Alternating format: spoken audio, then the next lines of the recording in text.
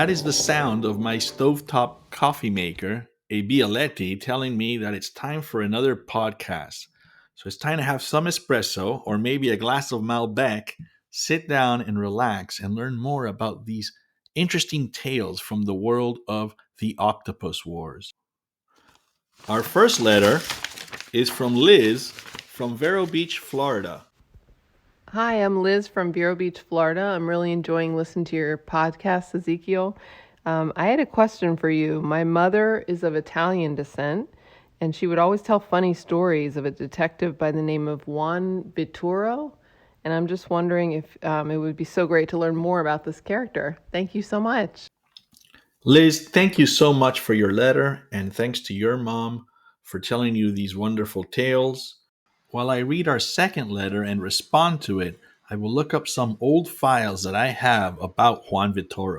Our second letter is from Gaurav Suri from Menlo Park, and he writes, Hi, this is Gaurav Suri from Menlo Park.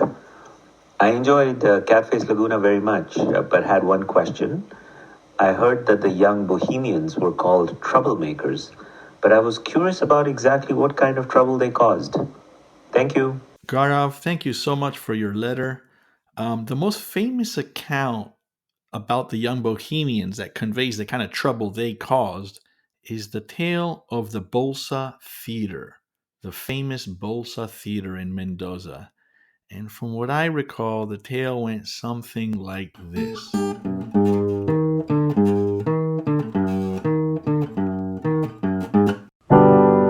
Another tale from the world of the Octopus Wars. The following first person account comes from a young bohemian by the name Romy, and my investigations lead me to believe that the name was in fact Romulus, one of the young bohemians. Crazy Cole, Puchito, Eledro, Fat Grano, and I squandered many hours at the Cafe Astoria, the unofficial social and political center of the city. The Astoria was frequented by all of Mendoza's residents, young and old, but we, the young bohemians, as they called us, made hanging out there an art form. By the purchase of one cup of coffee in the morning, we could kill hours into the evening, always holding our favorite table out in front and left of the entrance. We pretended to be experts on everything, as all good Argentine charlatans. We would comment on and critique matters of art, history, philosophy, and literature. Invariably, our discussions would end up on that topic of that great war occurring very far away. At our table, underneath the maroon and black Astoria canopy, Eledro, the voice of the Bohemians, began to relate last night's incident. Cole and Pachito had successfully made their presence known at our local theater, the Bolsa Theater. Making your presence known at the Bolsa required preparation, at least by Bohemian standards. There are two visitors, a herald and receiver, who must first watch the target film several times so that the plot is flawlessly learned. Then, the most climatic scene of the movie must be identified and timed using a stopwatch. Cole calculated that, in roughly 86% of the films, the most climactic scene is a romantic scene. After all the preparations, the visitors must let their presence be known on a Friday or Saturday night, which goes something like Eledro's account, though his accounts always seem to be more interesting than the truth. As Eledro told it, Cole sat in the front row, the ideal place for a receiver. Cole was a perfectionist. 2.5 minutes before the target scene, Puchito entered the Bolsa theater and stood at the back row of the dark theater. In this film, the scene happened to be a classy one in which a young maiden appears before her lover for the first time. After another 2.5 minutes, Pachito initiated the visitation by calling out through a bottomless tin can. So he held a tin can that would make his voice sound really metallic, and he would call out in the theater, Torete, are you in here? Are you in this large, dark place? Naturally, shouts of protest from the disturbed patrons filled the smoky air of the Bolsa. Cole estimated that 60% of the audience was saying something to the effect of, Be quiet, shut up, or "We're trying to watch the movie," and 20% was saying something far worse. The Bolsa was not as refined an establishment as its guests wanted it to be. Most of the glitter green seat backs were torn, and the bodies resting upon them, if provoked, well, they did not act like Cary Grant. "I am here, Peppino," replied Cole, shamelessly oblivious to the pleas of the audience. "I'm up here at the front row. Can you hear me?" "What?" said Pachito. "Was that Torrete? Torrete who replied to me?" The rage in the audience grew like swells in the ocean. Every once in a while, one of the more sophisticated audience members, usually an indignant young woman, would utter some moral lesson about having respect for others, or about how people waited all week to see the Hollywood premiere, and so on and so forth. These were the true casualties of the visitation, and they, not the Italian asleep in the seventh row, rendered such missions honorable to the Bohemians. Amongst all the complaints, Pachito's annoying metallic voice could still be discerned. His voice was obnoxiously metallic even without the tin can, and it was because of this otherwise undesirable physical and social trait that Cole chose him to be the herald.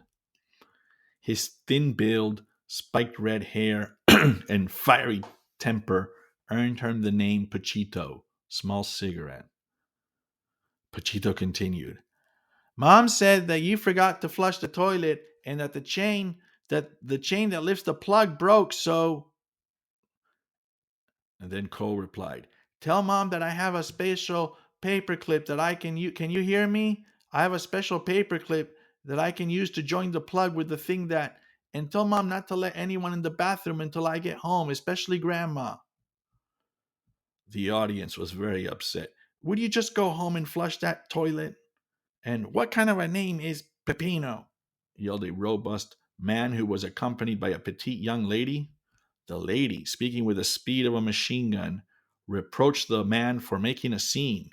At this, fights of this sort usually ignited amongst the couples, who were in disagreement as to how to deal with this disturbance.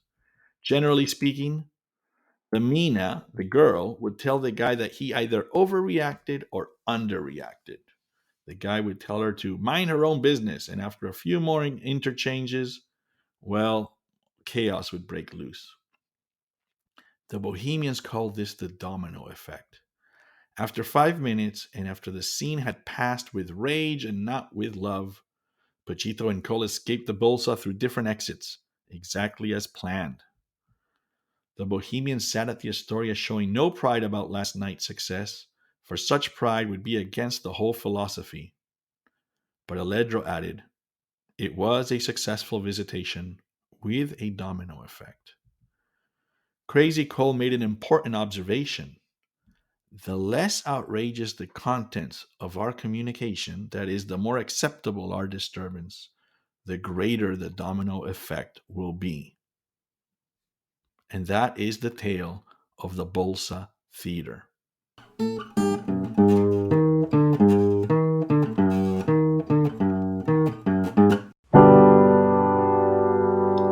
Liz, thank you so much for your letter. The case that I remember, which involved Juan Vitoro, was the Fulco murders. And I actually did a little bit of research and found an account of the Fulco murder. The tale goes something like this. Another tale from the world of the Octopus Wars. No one could understand how Juan Vitoro was always right about unsolved mysteries, but he had a simple theory. Detectives like to believe in too much sanata, which means nonsense. That's why they can't see reality for what it is, and they are unable to unravel the nature of events. Vittorio didn't blame the detectives because he too wasn't a big fan of reality. Juan Vittorio, the best detective in the history of our nation, had a knack for remembering, thinking, and reflecting, but he didn't have a strong knack for what we call doing. He was one of those few people who actually believed that talking was doing. Some would say that Juan Vittorio was just a lazy bum, but to him it was much more than that.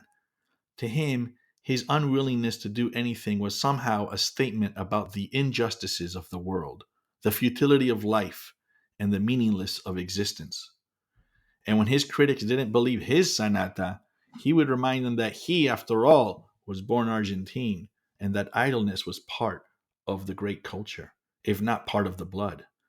But some positive things could be said about him. Despite his desire to do nothing, he did manage to scrounge up quite an eventful life.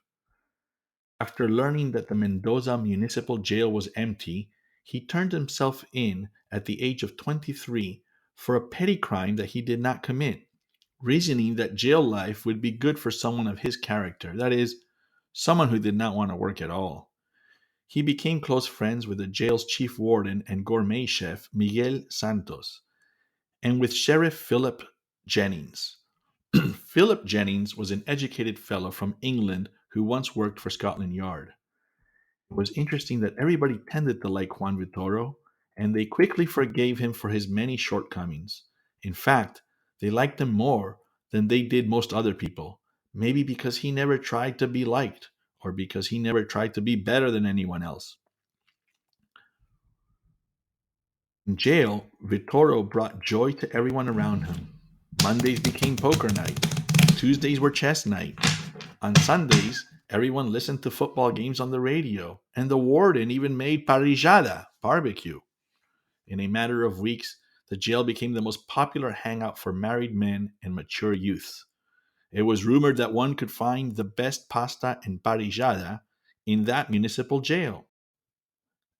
And when no activities were planned, when there was no chess match, no bochas, or no truco taking place, truco is an Argentine card game, Juan Vitoro would spend hours conversing with Philip Jennings about the unsolved crimes of Scotland Yard.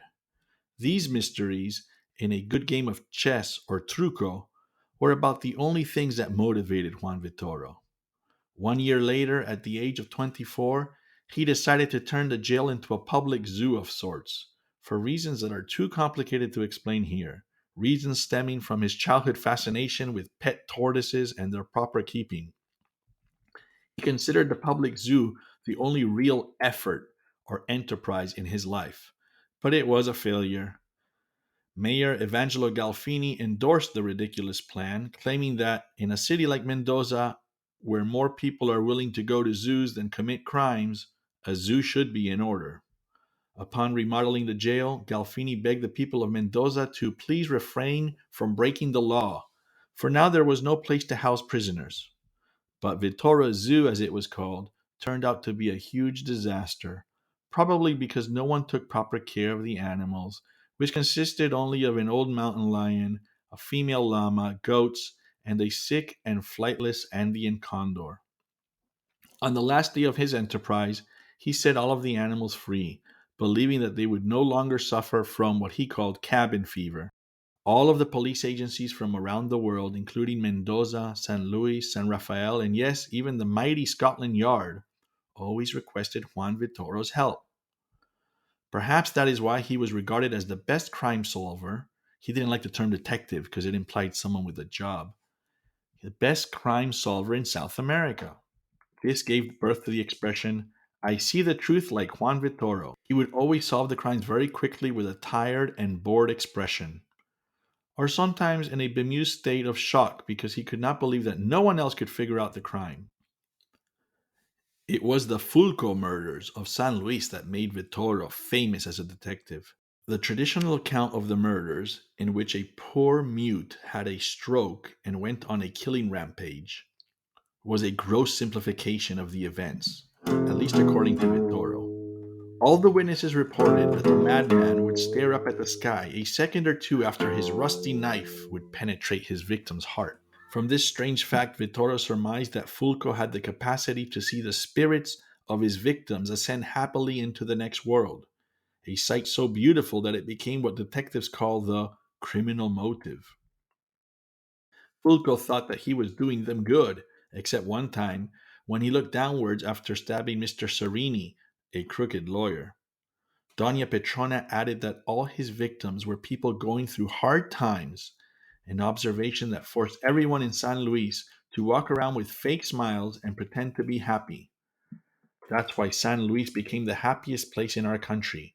People smiled at work, went asleep, even while mourning, and even when their local team lost 6-0. You see, everyone was smiling to avoid Fulco's meat knife. It was said that Juan Vitoro's fat stomach would always be the first thing to enter a crime scene, but it was never the last thing to leave, except for a few interesting cases, such as the famous Tortori diamond robberies of 1924. He worked as little as possible. But that is the story of the Fulco murders, and that is why San Luis was the happiest place in our fine country.